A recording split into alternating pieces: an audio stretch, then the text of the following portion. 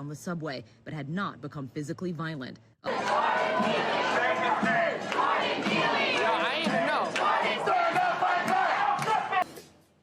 All right, so 30-year-old Jordan Neely right there, a Michael Jackson impersonator known to so many subway riders. And this morning, they are demanding justice. So joining us this morning is homeless. Hundreds of protesters are storming the streets of New York after the unprecedented death of Jordan Neely.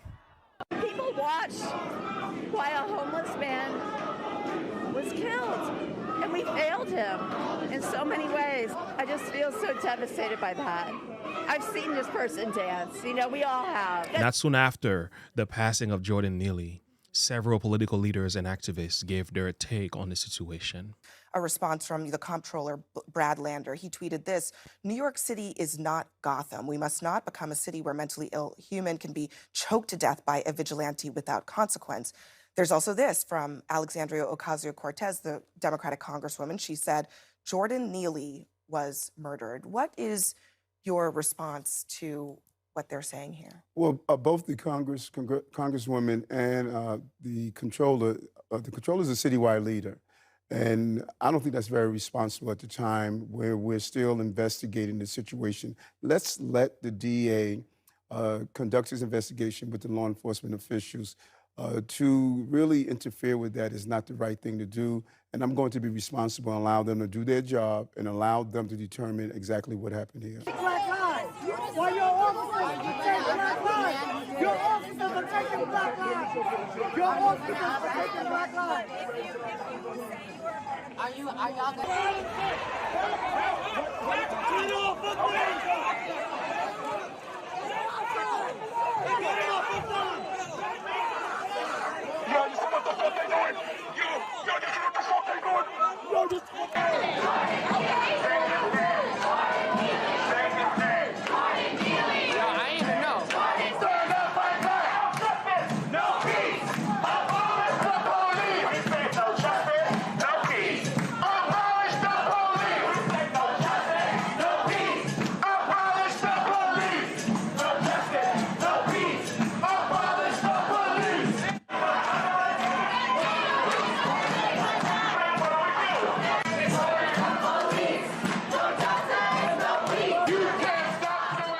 The earth also was corrupt before God, and the earth was filled with violence.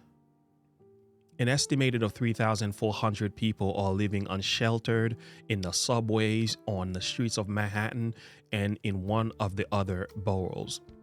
The number of single adults living in public shelters is 86% higher than it was 10 years ago. An estimated of 1.4 million New Yorkers are food insecure. That's about 1 in 6 individuals. Here is the question. Could the rise of homelessness in New York City and the city failures to respond effectively to this crisis be the underlying cause of Jordan Neely's death? Writing, quote, when Mr. Neely began aggressively threatening Daniel Penny and other passengers, Daniel, with the help of others, acted to protect themselves until help arrived. He added Daniel never intended to harm Mr. Neely and could not have foreseen his untimely death. Justice for Jordan. Protesters are now calling for Penny's arrest. If you compare the numbers to last year, crime in the transit system in New York City is up by more than 40%. Given these stats and the effect that these might have on the mind and the conscience of the people in New York City, could these factors have had a role to play in the way that the suspect reacted to the verbal threats of Jordan Neely? Including more than 40 arrests and a history of mental illness, seen here on the subway just days before he died. The incident renewed. This man had a mental issue, and the way you handle that is not to put him in a chokehold and squeeze the life out of him. People with mental issues are at a much higher risk of violence. How much interaction should a person with mental health be allowed to have with the common people, knowing the potential of what could go wrong in the situation? Will the story have been any different if the man who had Jordan Neely in a chokehold was not a white man? You can get out of the train or something. Get out of her. Get out of her. So get another train. Take another train. Bro, you hurting her right now. I want to ask a few more questions. Did this happen to Jordan Neely because he was black? Or did it happen because he was a mental health homeless man with a history of violent behaviors toward others? A year ago, there was a man going around in New York City shooting homeless people for no reason. Search underway for a man accused of shooting two homeless men, and one of those homeless men died. The shootings happened yesterday morning in Lower Manhattan. On video, the suspect, dressed in all black, kicks a sleeping homeless man. Then he opens fire and runs. The victim was found dead 12 hours later. Here's Eyewitness News reporter Kimberly Richardson. That is a 38-year-old man screaming no after being shot in the arm. In this exclusive video, you also see police at the scene on King Street. The victim, who is homeless, is now in the hospital. His belongings left exactly where he was attacked Saturday morning around 5. Take another look at this video you only see here on Eyewitness News. That's the suspect, gun in hand, backing away from his target. He's alive today because he woke up. And most recently, we had a black suspect who shot a white homeless man in the back of the head. Wow, video of the brazen attack is now being shared across the world. Images from the video captured by a bystander at the nearby Globe building show the attack Monday morning in downtown St. Louis. Police say the suspect, 23-year-old Deshaun Thomas, first got into an argument with the victim at a nearby gas station. They eventually came to the 700 block of North Tucker Boulevard, where police say Thomas shot 40-year-old David Saldana in the back and then again in the head after he begged for his life. Where is the Black Lives Matter movement when these crimes take place? Where is no justice, no peace outcry when these crimes take place? Have you heard about the story of Carlton Guilford, who shot two white people solely because they were white? News this evening, Tulsa County prosecutors charged the man accused of murdering two innocent victims in Tulsa. They've now charged him with a hate crime. Police say Carlton Guilford shot and killed London Hathcock at the Rudisill Library and then shot James McDaniel at a Quick Trip minutes later. News on 6's Reagan Ledbetter is live with the new details from prosecutors. Reagan. Greg and Lori, District Attorney Steve Kunzweiler says based on the evidence, they believe Guilford shot both men because they were white. Now, Oklahoma's hate crime is called malicious intimidation or harassment, which is a misdemeanor. The information suggests that race played a role in it. I feel like that's something that we can prove, and it would be something that a judge or jury obviously needs to listen to. So we'll present that information along with everything else. Guilford is charged with 2 counts of first-degree murder for killing Hathcock and McDaniel and 2 counts of shooting with intent to kill for shooting at 2 QT employees who were not hurt. Investigators say Guilford shot both men in the head from behind. They say Guilford continued to shoot McDaniel after he was already on the ground and even reloaded his gun and shot McDaniel in the head again. Guilford is being held without bond in the Tulsa County Jail, and prosecutors say that's needed in order to keep people safe. How come these stories are barely even talked about in the mainstream media? Overnight, Minneapolis on fire. Protesters leaving an auto parts store in flames.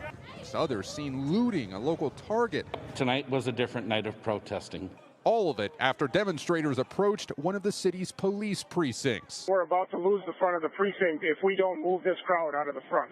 Officers in riot gear tried to maintain order. You can see the smoke bombs in the distance, and police have been firing pepper spray to try and disperse this crowd. Hundreds of protesters had gathered here, and now police are trying to push them back to keep the peace. They gathered hours before, furious at the death of 46-year-old George Floyd. When is it really going to change? When is it really going to stop? The outrage building nationwide. And I want to ask the question again. Will the story have been any different if the man who had Jordan Neely in a chokehold wasn't a white man? Most of the crimes and homicide in New York City are intracultural, gang-related, and black-on-black violence. Why, when blacks are killing blacks, there is little to no protest as opposed to a white man killing a black man? What roles does the media play in the way they speak about these types of events in relation to the reactions of their listeners? Malcolm X once said it this way: the media, the most powerful entity on earth, they have the power to make the innocent guilty and to make the guilty innocent. And that's power because they control the minds of the masses. By covetousness, they will exploit you with deceptive words. For a long time, their judgment has not been idled, and their destruction does not slumber. Protesters came together outside Rio de Janeiro's state government building on May 31st. They demanded an end to police brutality against black people within Rio's working-class neighborhoods. I think before we start acting or reacting to the situation concerning Jordan Neely's passing, I think we should be asking a lot more questions. We should be careful not to overreact and do the same thing that happened after the passing of George Floyd. Many cities never recovers from this. George Floyd. Say his name. George Floyd. Breaking news in South Minneapolis. The situation has become dangerous. Wow. Precinct Up to a lot of its buildings on fire. You saw chaos just erupt. Wow. Fires are still burning. We are seeing looting throughout the city. It's okay to feel angry and frustrated, but it's never okay to turn into rioters, hurting your own city and hurting the lives of others because you are mad. We don't want to kill, we don't want to steal, we don't want to start fires, we don't want to do any of that dumb shit. And we should also be careful not to allow emotion and passion to become the factors that motivates everything we do. While the investigation is going forward, we should consider all the factors and patiently move in accordance with truth. Thank you for listening. Have a good one. Bye.